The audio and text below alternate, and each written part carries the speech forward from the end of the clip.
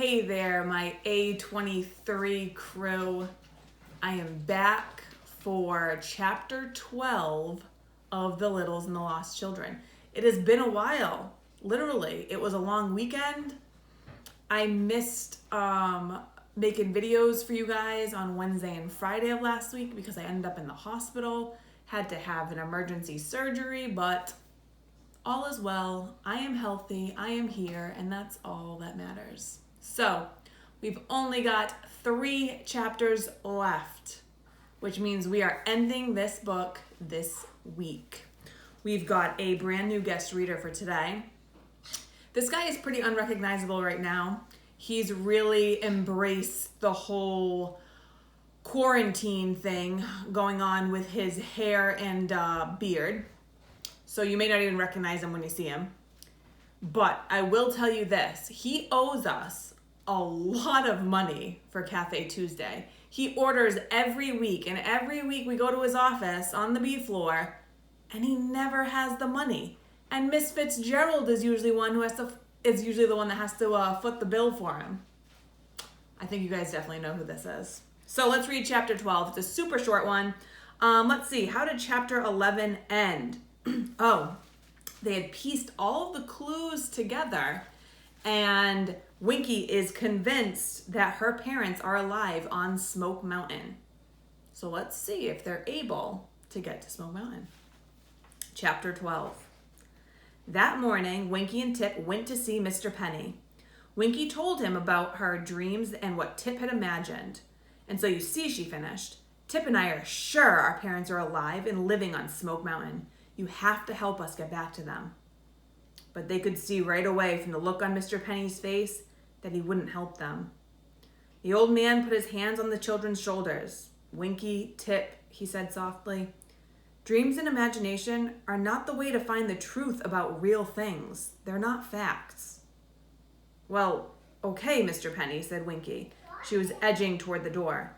Anyway, thanks for listening to us. She turned, grabbed Tip's hand, and pulled him from the room.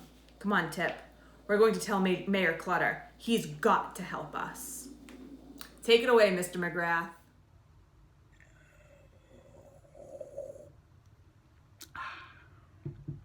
But the mayor didn't believe them either.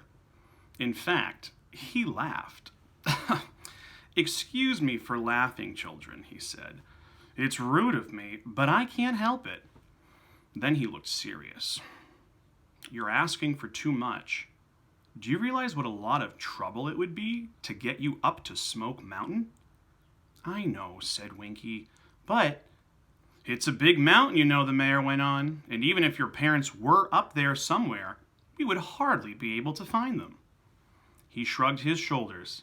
We are tiny people, after all, and that mountain is so big. Winky and Tip were silent. I wish I could help, said Mayor Clutter, but when all of your evidence comes from dreams and imagination, well, I can't take that seriously. But all the children in the home were convinced that the McDust twins had figured out the real story, that their parents were still alive and living on Smoke Mountain. Thank you very much, Mr. McGrath. And you know what? You did such a great job. You don't even need to pay us back for Cafe Tuesday. It's on the house. Write to Major Nick and tell him, Wanda suggested to Winky. He'll help you, won't he? A letter won't work, said Winky, shaking her head. But if I could talk to him, he might help us. He would, said Tip. He's terrific. I don't think Mayor Clutter and Mr. Penny will take us to the Littles, said Winky. We have to get there by ourselves. You can't do that, Wanda exclaimed. You're only kids. You'll get lost. Bitsy, who was listening, said, The mice might eat them, right? She made a face. Tip turned to Winky. How are we going to get to the Littles, he said. We don't know the way. We flew there. We don't have to know, said Winky. We'll hitch a ride on a garbage truck. Do you remember? That's the way the Littles came here. They said it was truck number 3 and it picks up garbage at their house on Friday. All we have to do is get to the dump where they park the trucks really early tomorrow morning. We can hide on the garbage truck before it gets started. Winky, that's a great idea, said Tip. I know, said Winky. I always have good ideas. There's just one problem, Bitsy said. How are you going to get to the truck parking lot? The mice will probably catch you. We'll have to take a chance that they won't, said Tip. Bitsy grinned. No, you won't, she said. You can use Major Nick's mouse to sneak past the mice. He's still here. Golly, use Mus-Mus, said Winky. Why didn't I think of that? Because I'm the one with the good ideas, said Bitsy. It is a very good idea, Bitsy, said Winky. We can borrow him in the middle of the night. And all of us will go with you to where the truck is, said Bitsy, and then bring Mus-Mus back before Mayor Clutter knows he's gone. Great! Terrific! Hooray! Shouted the children. Then it's all set, said Winky. We'll go tonight. So here are all of the tiny children coming up with a plan to get Winky and Tip to the garbage truck. Do you guys think they're going to make it? I don't know. We're going to have to wait and see. Mr. McGrath, thank you so much for joining us for today's chapter.